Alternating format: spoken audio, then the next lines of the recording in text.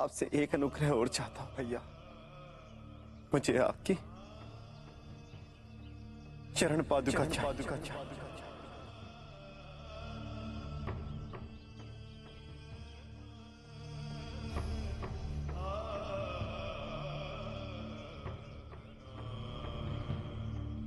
रघुवीर, इनका दोष केवल इतना है कि इन्होंने हमारे पांव में चोंच मारी, फिर आप इतने क्रोधित क्यों हो गए? सीते, तुम्हारे सुख संतोष में बाधा डालने वाली उन तेज हवाओं की गति रोक दूंगा मैं।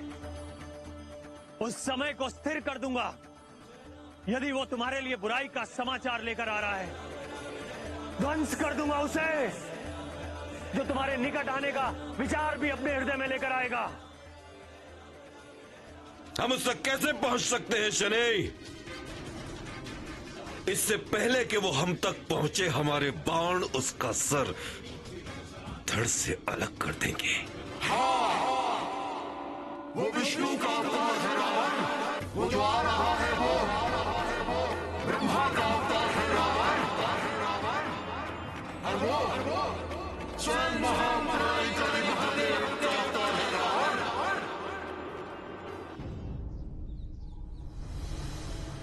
भाभी, मैं जानता हूं कि आप कैसी भव्य राजसी सुख सुविधाओं में पली बड़ी हैं। उन महलों के समक्ष मेरे हाथों से बनी ये छोटी सी कुटिया सूरज के समक्ष एक दीपक के समान है। इस परिस्थिति में, इस वन प्रदेश में, मैं आपके लिए यही घर बना सका हूं। यदि इसमें कोई कमी रह गई हो तो मुझे क्षमा कर दीजिए। भैया लक्ष्मण, आपने हमारे लिए संसार का सबसे सुंदर घर बनाया है, और इसके लिए हम हृदय से आपका धन्यवाद करते हैं। भाभी, अब आप गृह प्रवेश की शास्त्रोक्त पद्धति पूरी करें।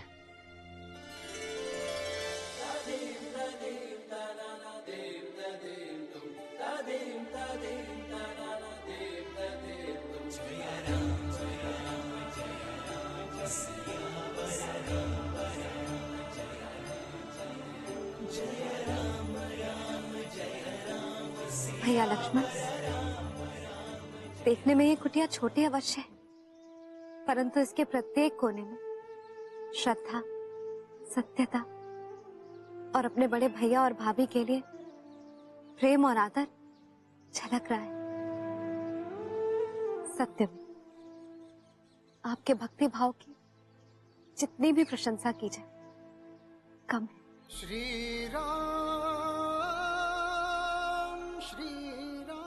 आई। श्री राम, श्री राम।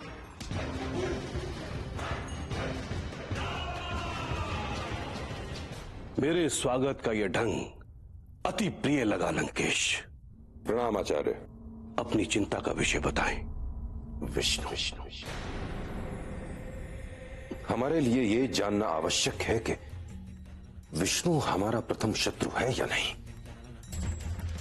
हम इस बात को लेकर अंधकार में हैं, और यदि यही है वो जिसके विषय में शनि बारंबार कह रहा है, तो लंकेश अपने शत्रु का विनाश करके ही सुख की सांस लेगा। सर्वप्रथम अपने विवेक के शत्रु,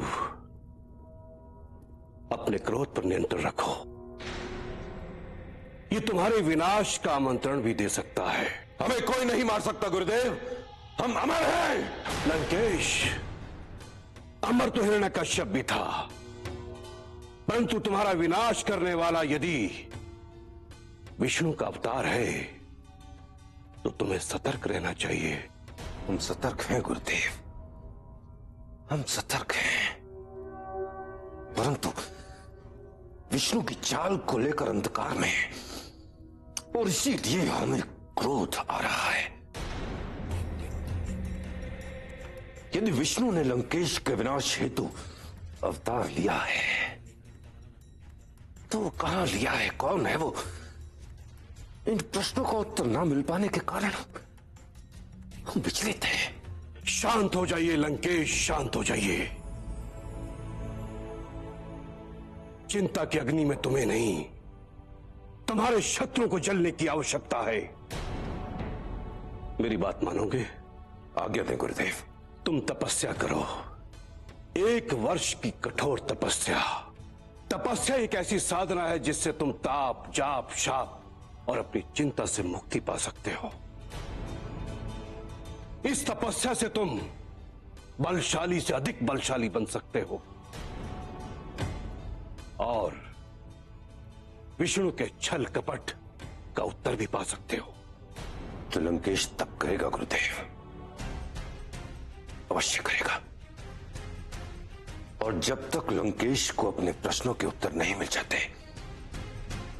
लंकेश अन्न, जल, विश्राम, निद्रा का त्याग करेगा। विष्णु के छल कपट के भेद लंकेश को जानने होंगे और हम ये जानकर ही रहेंगे।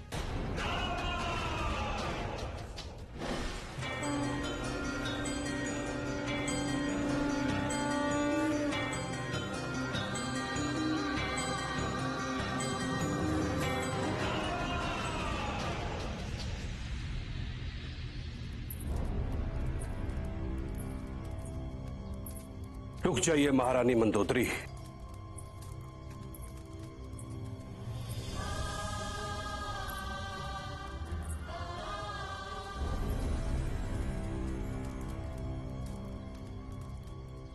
आप यहां से आगे नहीं जा सकती हैं। प्रणाम गुरुदेव। क्षमा कीजिए गुरुदेव, मैं मेरे पति से मिलना चाहती हूँ। धैर्य रखिए महारानी। मैं कैसे धीरज रख सकती हूँ गुरुदेव? 1 वर्ष से मैं अपने पति से मिली तक नहीं। गुरुदेव, ऐसा लग रहा है कि जैसे तप मेरे पति नहीं बल्कि तपस्या मैं कर रही हूँ, और फिर भी आप कह रहे हैं कि मैं धीरज रखूं? यदि आपने इतने दिनों तक धैर्य रखा है तो एक दिन की बात है, कल प्रातः रावण का तप पूर्ण हो रहा है। उन्हें अपने प्रश्नों का उत्तर चाहिए जो उन्हें मिल जाएगा। उत्तर गुरुदेव? कैसे उत्तर? और पिछले 1 वर्ष से मैं आपसे पूछ रही हूं कि मेरे पति किस लिए तप कर रहे हैं, परंतु आपने मेरे सवाल का उत्तर नहीं दिया। महारानी, कुछ प्रश्नों का उत्तर ना ही पूछा जाए तो उचित होगा।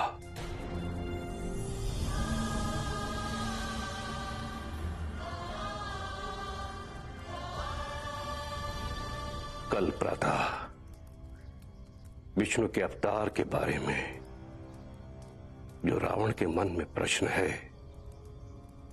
उनके उत्तर उसे मिल जाएंगे।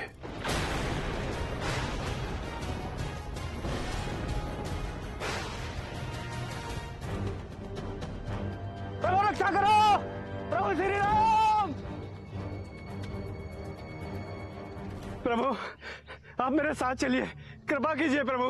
क्यों, क्या हुआ मुनिवर? अनर्थ हुआ है प्रभु, अनर्थ हुआ है। निकट ही के गांव में रहने वाले महर्षि चक्रधर बुरी तरह से घायल होके आपकी कुटिया पर पहुंचे। शीघ्रता कीजिए प्रभु, शीघ्रता कीजिए।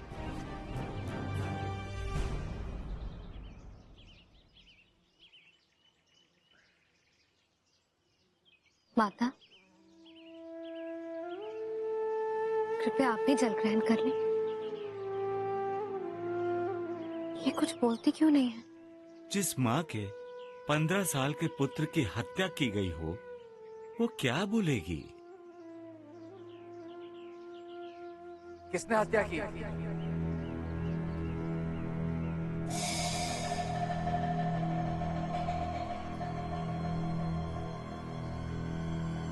सकट नाम के राक्षस ने हमें त्रस्त कर दिया है। वो नहीं चाहता कि हम यज्ञ करें, ईश्वर की पूजा अर्चना करें।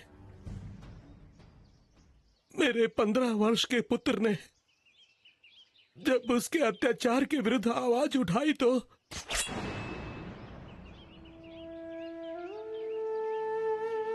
वो मेरे पुत्र का मृतदेह भी साथ में लेकर चले गए। तब से मेरी पत्नी के मुख से एक शब्द भी नहीं निकला है। प्रभु श्री राम, मेरी सहायता कीजिए, हमें हमारे पुत्र की मृत्यु देह ला दीजिए ताकि हम उसकी आत्मा की शांति के लिए दाह संस्कार कर सके।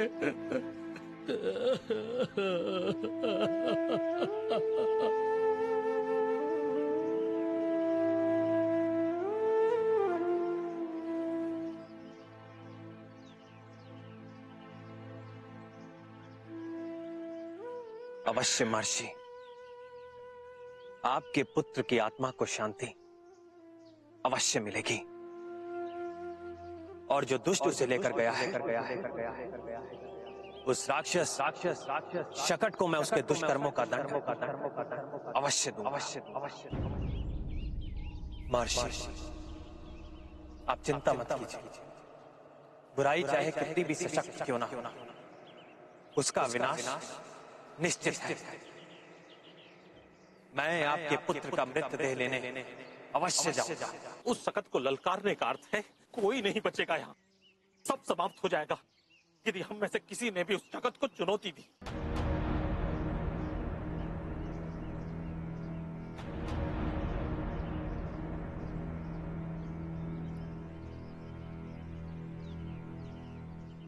कोई कितना भी बलशाली और शक्तिशाली क्यों ना हो, परंतु अपने किए का दंड तो उसे भोगना ही पड़ेगा।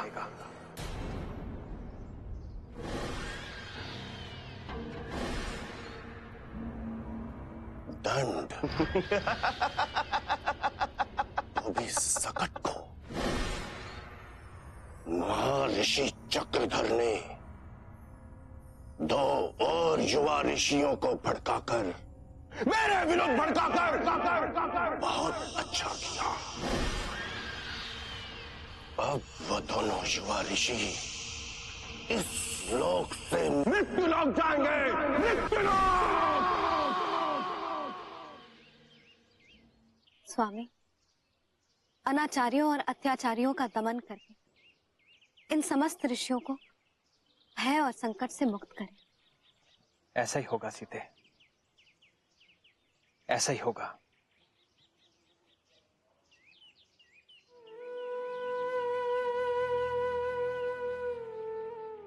यशस्वी भव।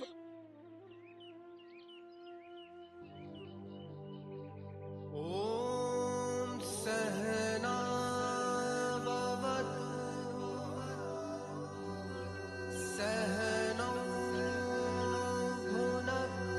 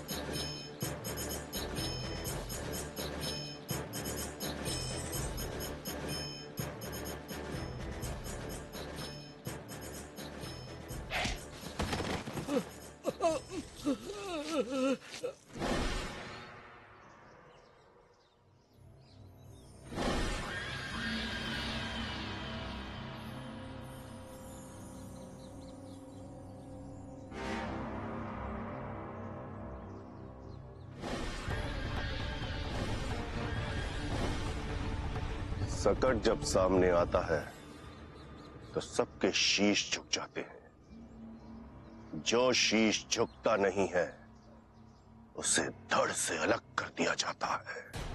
हमारा शीश तुम्हारे सामने तब झुकेगा जब तुम महर्षि के मृत पुत्र को पुनः जीवित करोगे।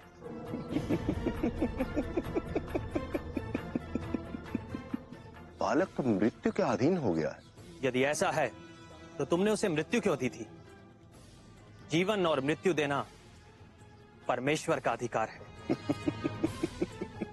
और इस प्रदेश का परमेश्वर मैं हूं। मेरी आज्ञा के बिना जो भी इस प्रदेश में आता है उसे मृत्यु देना मेरा अधिकार है। यदि तुम हमें महर्षि के पुत्र का मृत शरीर दे दो तो हम यहाँ से शांतिपूर्वक चले जाएंगे। महर्षि के मुक्तिदाता बनकर आए हो ना तुम लोग। अरे उन ऋषियों को भी तो जानने दो कि इस प्रदेश का परमेश्वर शुंभ सकट है।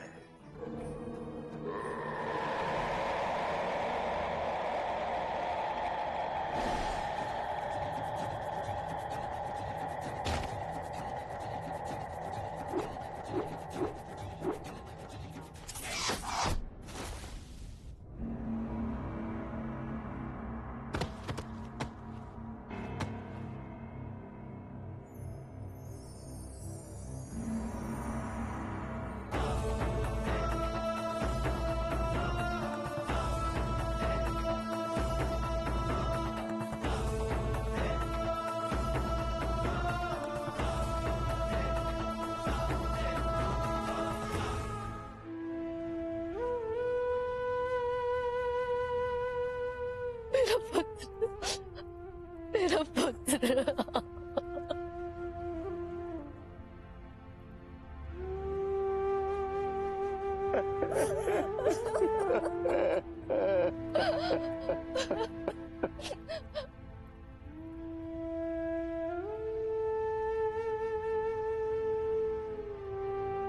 प्रभु, आप तो एक देवता है।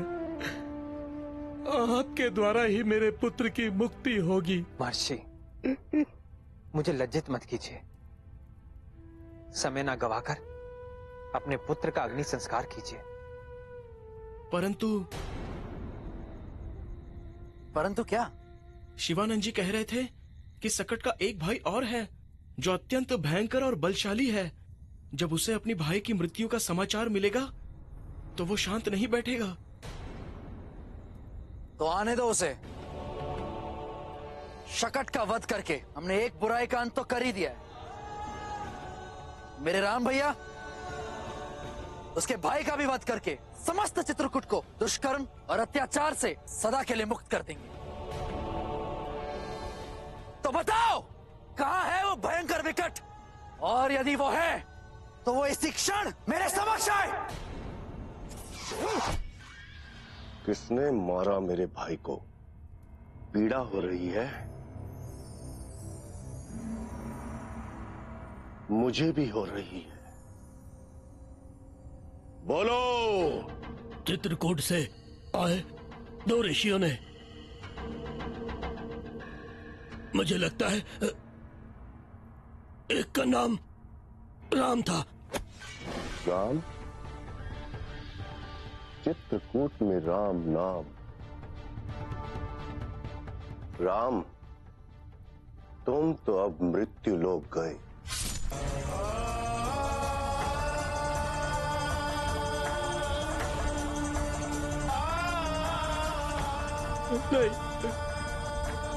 नहीं, ये मुझसे नहीं होगा, ये मुझसे नहीं होगा।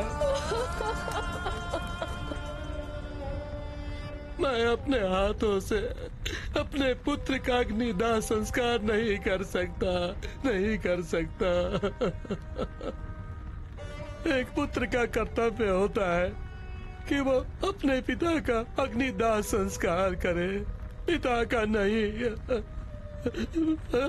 मैं ये नहीं कर सकता।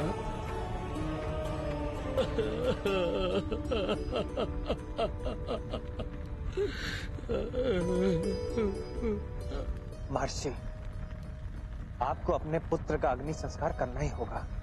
नहीं श्री राम, नहीं, नहीं। आपने मुझे पुत्र कहा है। मेरे पुत्र का भ्राता होने के नाते मैं आपसे अनुरोध करता हूँ, आप ही मेरे पुत्र का अग्निदाह संस्कार कर दीजिए।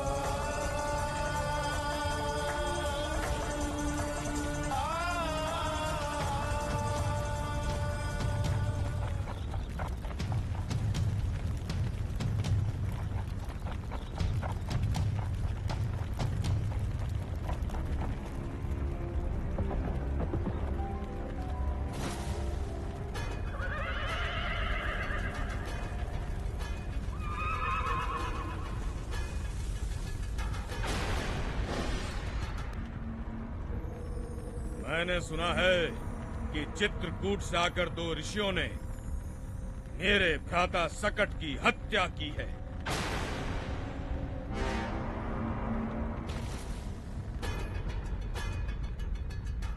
मैं ये भी जानता हूं कि उन दोनों ऋषियों में से एक का नाम राम है। तुम्हारा नाम क्या है? ऋषि आनंद है।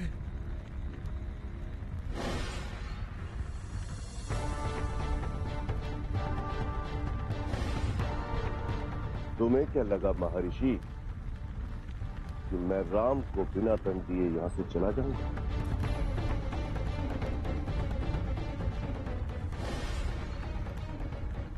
राम, मेरे सामने आओ, अन्यथा मैं इस महर्षि का यही अंतिम संस्कार कर दूंगा। मेरे सामने आओ। रुक जाओ। तो तुम हो राम? मैं ही हूं, अयोध्या नरेश, स्वर्गीय महाराज दशरथ का पुत्र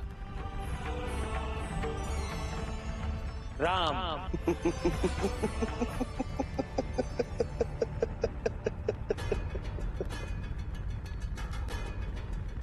यदि तुम अयोध्या नरेश महाराज दशरथ के पुत्र हो तो इस वन में क्या कर रहे हो? असत्य बोल रहे हो तुम, असत्य। हम रघुवंशी कभी असत्य कथन नहीं करते।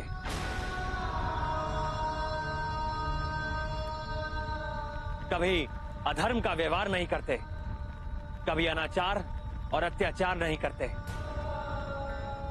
परंतु तुम अधर्म, अत्याचार, अनाचार, असत्य, अन्याय, इन्हीं सब में रुचि लेते हो।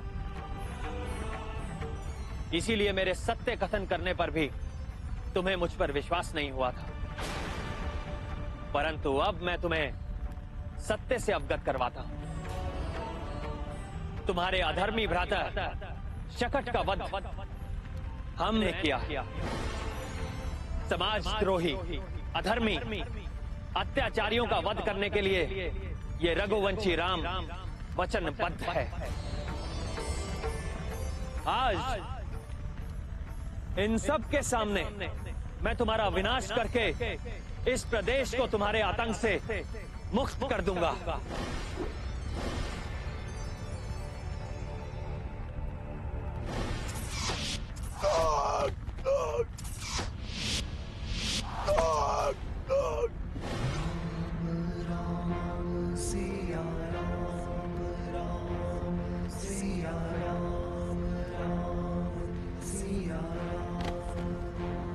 बोलो श्री राम जी की, बोलो श्री राम जी की, बोलो श्री राम जी की, बोलो श्री राम। राम, लक्ष्मण और सीता को तत्काल चित्रकूट छोड़कर जाना होगा।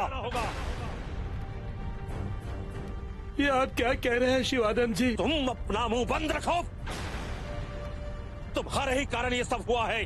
तुम्हारे इस नाम के कारण ही आज पूरी राक्षस जाति हमारी शत्रु बन गई है। आज वो शकट और विकट थे, कल उनका परम मित्र महाबली राक्षस खर उनका प्रतिशोध लेने के लिए यहाँ होगा। ये खर कौन है शिवानंद जी? तुम जानते हो ये खर कौन है? किस राक्षस राज का भाई है वो? उस प्रचंड शूरवीर का नाम है रावण, जिसके 20 भुजाएं हैं, 10 शीश हैं। वो कहां रहता है कोई नहीं जानता, परंतु यह विख्यात है कि उसने ब्रह्मा जी से वर प्राप्त किया है कि वो वानर और मनुष्य इन 2 जातियों को छोड़कर किसी से नहीं मरने वाला। वो अमर है, अजर है वो। सुना है उसने खिलवाड़ में ही कैलाश पर्वत को उठा लिया था। क्या हम ऐसे शक्तिशाली योद्धा का सामना कर सकते हैं? यदि राम और लक्ष्मण यहाँ से नहीं गए तो खर के साथ साथ महाबली रावण भी हम सब पर आक्रमण करेगा और हम सब के लिए निश्चय ही प्रलय आ जाएगी। प्रलय!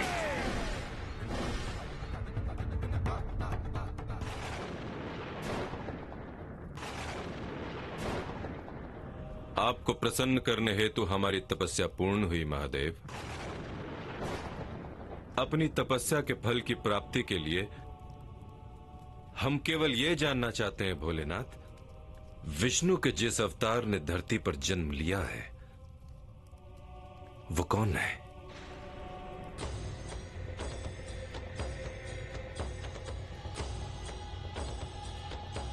भैया कहाँ है? 1 वर्ष से महाराज तपस्या में लीन है। क्षमा चाहता हूँ, किसी को भी आज्ञा नहीं है उनसे मिलने की, अन्यथा। हमें बताइए भोलेनाथ, हमें बताइए कि विष्णु का अवतार कौन है, ताकि धरती पर अपने जीवन की प्रत्येक चुनौती, प्रत्येक भय को हम निर्मूल कर सके। हमें विश्वास है कि हमारी तपस्या का फल हमें अवश्य प्राप्त होगा। भैया,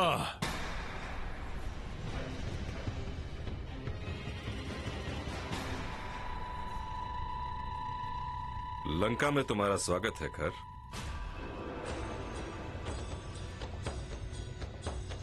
कैसे आना हुआ?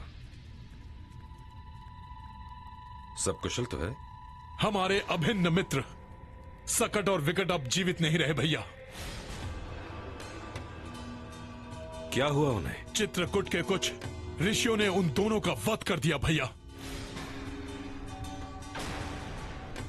चित्रकूट के ऋषियों ने उनका वध कर दिया? बड़े अचरज की बात है। ऋषि तो सदैव सत्य, धर्म और अहिंसा के उपदेशक होते हैं। ऐसा क्या हुआ कि वो इतने क्रोधित हो गए कि हिंसा पर उतर आए? मुझे लगता है भैया वो साधारण ऋषि नहीं है।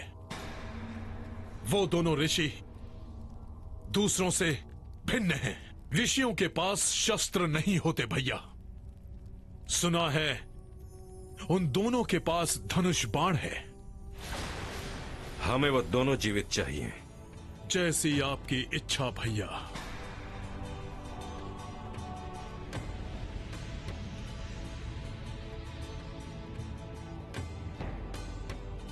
भोलेनाथ, क्या विष्णु का अवतार इन दोनों में से कोई है?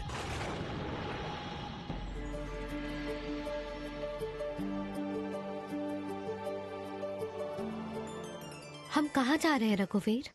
सीते, हम महर्षि अत्रि के आश्रम में जा रहे हैं और उसी आश्रम में हमें माता अनुसुईया के दर्शन भी होंगे। देवी अनुसुईया एक पतिव्रत आदर्श नारी का जीता जागता उदाहरण है। अच्छा? हाँ सीते, अपने पति के लिए जितना आदर, बलिदान और प्रेम माता अनुसुईया के हृदय में है, कदाचित किसी अन्य में नहीं होगा। हम में भी नहीं?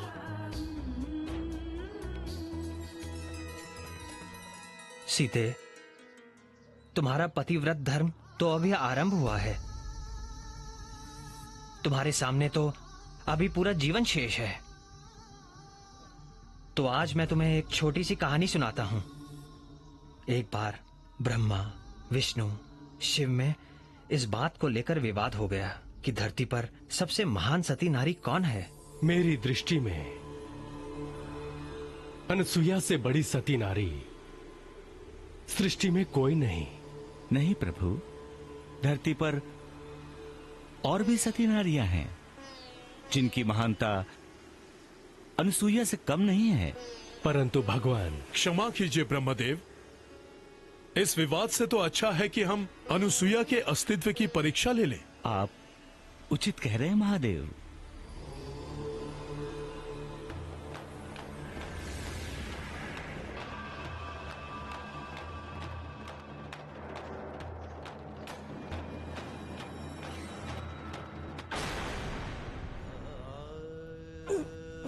पानी, पानी।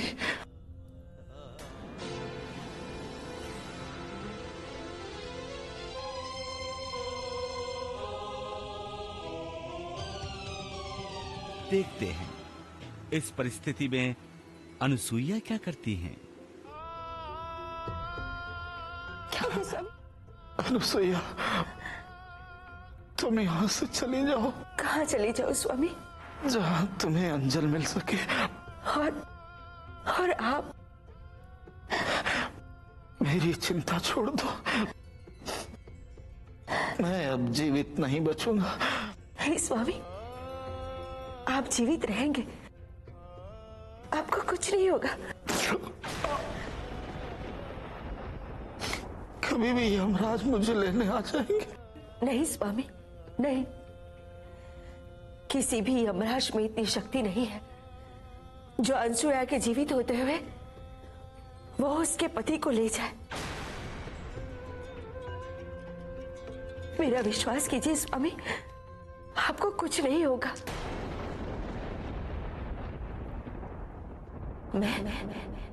मैं हाहाकार मचा दूंगी। सभी देवताओं को मेरे सतीत्व के आगे झुकना ही होगा।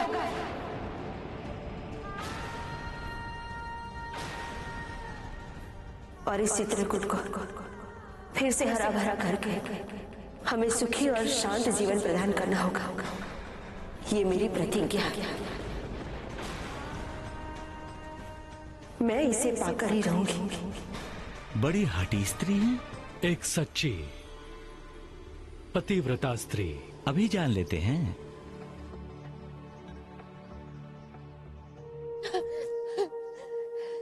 बाबा, कृपया मेरा मार्गदर्शन कीजिए बाबा। पुत्री, तुम्हें कठिन तप करना होगा। मैं किसी भी प्रकार के तप के लिए तत्पर हूँ बाबा।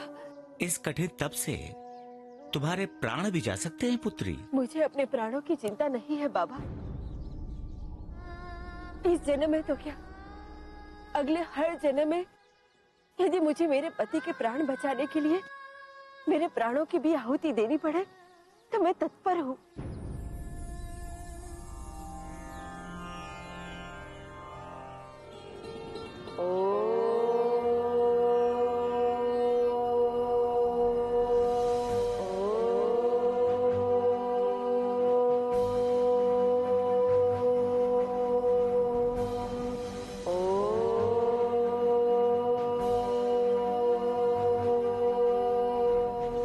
आश्चर्य, घोर आश्चर्य।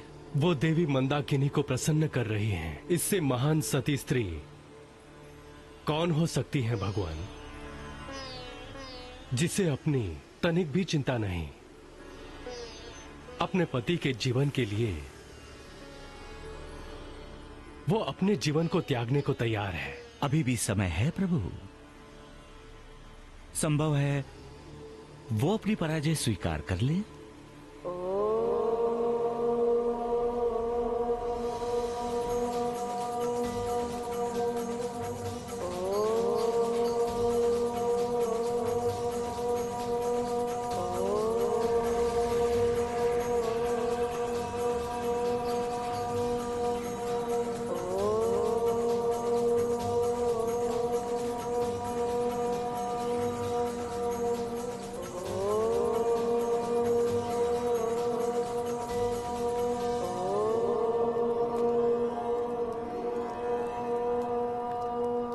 मैं तुम्हारी घोर तपस्या से प्रसन्न हूँ।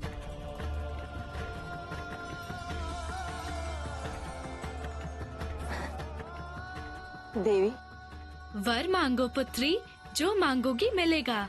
देवी, मैं चाहती हूँ कि आप चित्रकूट आकर उसे पुनः हरा भरा और धन्य धान्य से पूर्ण कर दे। तथास्तु।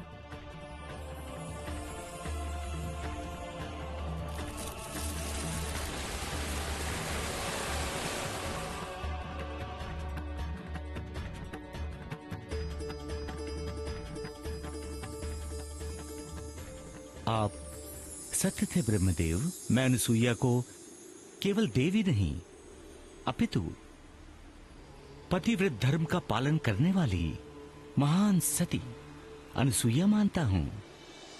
तो अब देवी अनुसुईया की महानता का पता चला? क्षमा करिएगा स्वामी, आपने सत्य ही कहा था।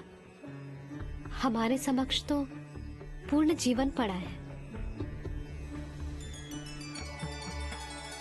चलिए स्वामी, हम शीघ्र ही माता अनुसुईया के दर्शन करना चाहते हैं।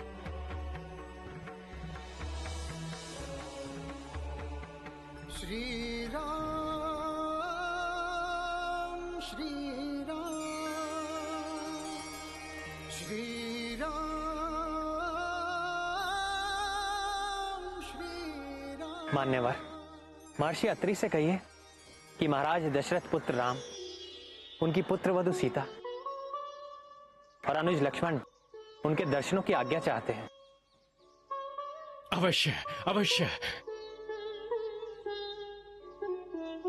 हरिओम तत्सत। केवल यही सत्य है और ये सत्य स्वरूपी परमात्मा किसी भी रूप में हमारे सामने आता है। हमें उन्हें पहचानने की। प्रणाम महर्षि। दशरथ नंदन राम आपके। क्या प्रभु श्री राम आए हैं? हाँ। आज बड़ा ही शुभ दिन है, हम स्वयं उनका स्वागत करेंगे। चलिए।